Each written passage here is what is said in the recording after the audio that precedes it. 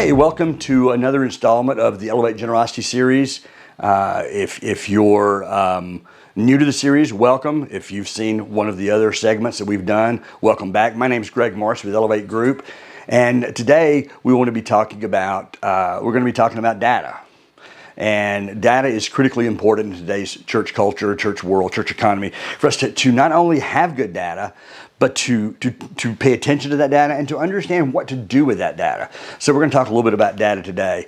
So first of all, the first thing I want you to know is tracking data is not optional.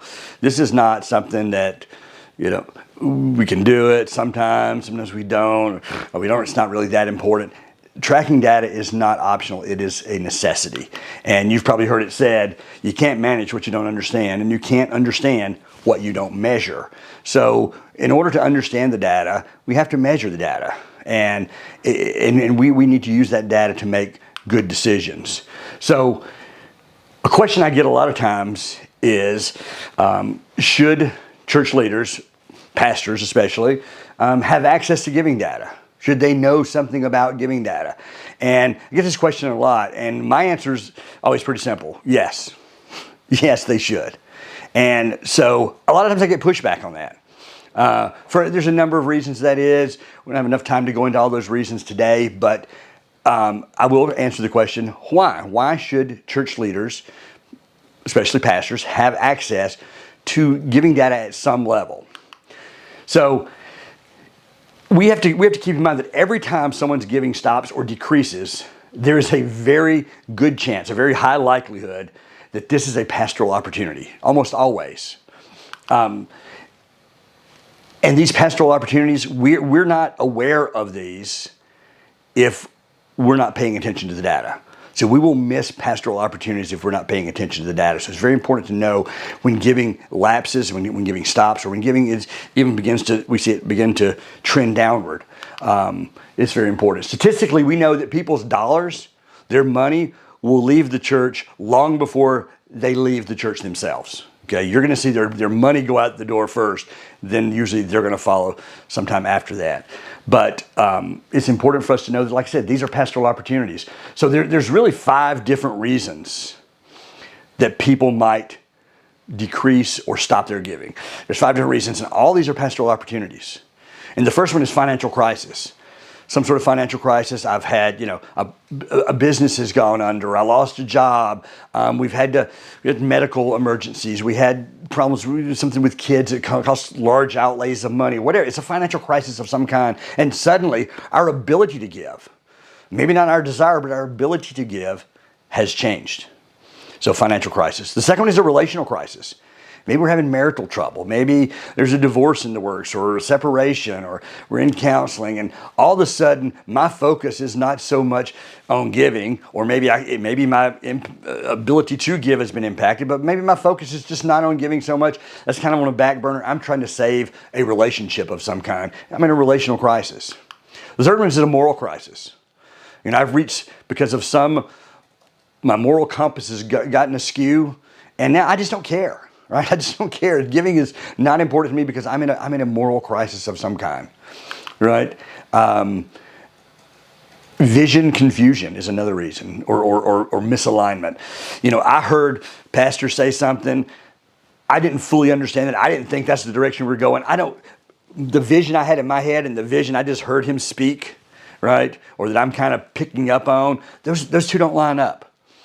And so I'm thinking, should I be giving my money? Because my vision and their vision are not the same. So vision, confusion, or misalignment. And the fifth reason is they're just mad. Pastor said something Sunday that I didn't like. You know what? And I'm going to hold my giving hostage. I'm going to stop giving until I think about this for a little while. And with those last two, vision, confusion, and them being angry, those are things that can almost always be cured over a cup of coffee. Okay, we can almost always fix those over a cup of coffee. So, but you see those 5 reasons: financial crisis, relational crisis, moral crisis, vision, confusion, or misalignment, and they're mad. Those are all pastoral opportunities. Those are all ways that we can step alongside someone and begin to minister to them.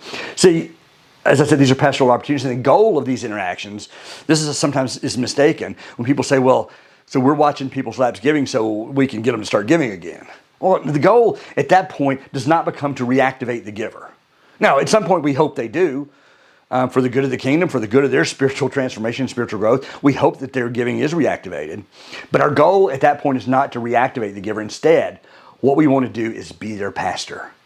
We want to come alongside them and minister to them. That's our goal. And I've heard so many stories from pastors who said, hey, I just picked up the phone, somebody's giving had stopped. I just picked up the phone and I called and I said, hey, how are you doing? And all of a sudden, the floodgates open, and I find out that life has gone off the rails for this person. And what we get to do in that case is come alongside them and be their pastor. We might not even have known about that if we had not been paying attention to the data. Now, there's some other reasons we want to be paying attention to giving data as well, okay? And among those are first-time givers. We want to be aware when somebody gives for the first time. Now, for us, sometimes as seasoned church leaders, sometimes a first-time giver, we go, okay, well, they're supposed to be giving. It's not a big deal. Lots of people give. But see, if I'm a first-time giver, many times, this is the first time that I've made the decision to part with some of my hard-earned money and give it to you, with you essentially giving me nothing back, no product or service back, right? So this is a big deal for me. I mean, I've taken a big step here. Or maybe I've been giving for years at another church. I've moved. For whatever reason, I'm at a new church, and it's taken a little while for me to kind of, is this the right place for me? Is this going to be home? Whatever. I'm giving to first-time givers. This is a big deal that we need to be paying attention to, and we need to always be saying thank you. And we can't say thank you. And we'll do some more videos later about how do you thank first-time givers. But we need to be saying thank you to first-time givers, and we can't say thank you if we don't know who they are. Another reason is repeat or second-time givers. So when somebody gives for the second time, the likelihood of a giver becoming a long-term giver once they've given that second gift goes up exponentially. Okay, when they're a first-time giver, it's great. When they give a second time, we're starting to see that, hey, maybe they're on board. It's a pattern. They're kind of, this is my home. I believe in what you're doing. I'm on board with it, right? So these are important too, to track second-time givers, and also to say thank you to them.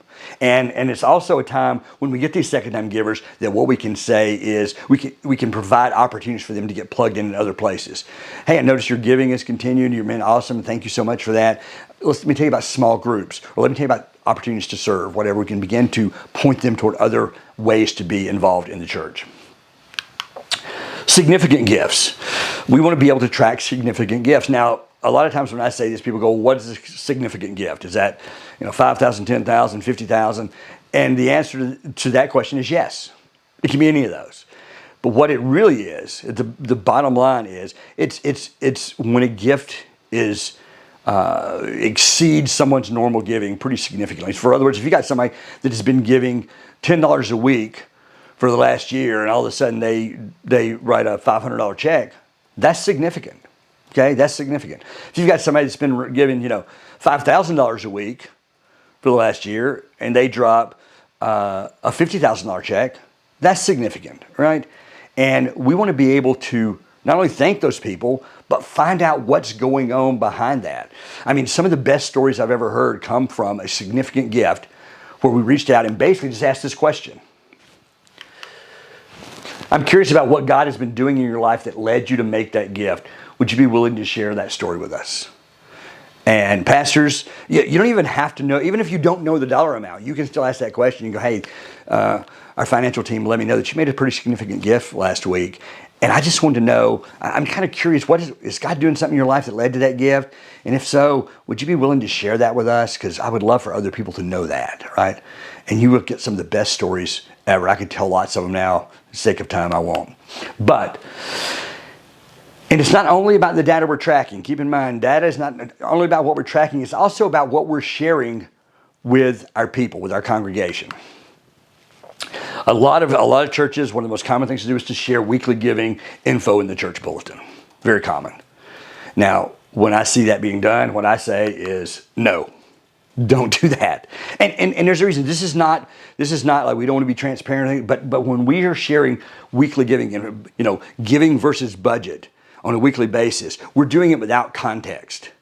So we've taken the budget and divided it by 52 and said we need X amount of dollars every week, and we're either above or below that. People have no idea that the giving is down in the summer, that some weekends are bigger than others, or that, you know, expenses are lighter in some times of the year than others. They don't have any context for that.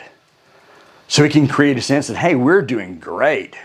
I mean, we're doing so good, maybe I don't even need to be giving as much. Or, man, we stink. We're so far behind. Are we ever going to be able to catch back up? There's no context. So I say we don't do that. Some things that we do and share are quarterly updates. Quarterly, we want to share with our people, hey, here's in the last 90 days, here's some things that have happened. Here's some ways that the generosity of those of you who give has made a difference in the kingdom. Here's some impact of ministry. We just said it quarterly. Annual impact reports. So annually, we're letting people know, hey, here's what the last year looked like. Here's what your money did. Here's the reshaping of eternity that took place because of the dollars that you gave. Very important stuff. So as we wrap up here, what's the minimum that we should be paying attention to as it relates to our giving data? What's just kind of a minimum? What should we be paying attention to? Lapsed givers, of course, is one. When somebody's giving stops, we want to know. Because when somebody's giving stops, they are jumping up and down, they're waving their hand, they're saying to us, hey, something's going on in my life. I need somebody to minister to me, right? So we want to pay attention to lapsed givers. First-time givers, we need to say thank you.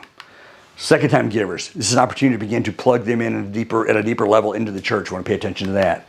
Significant gifts, we talked about that. Somebody gives, I had heard a story from a pastor a few years ago. Someone in his church, a very modest family who had modest income, and they had come into some money, and they'd given a $350,000 gift.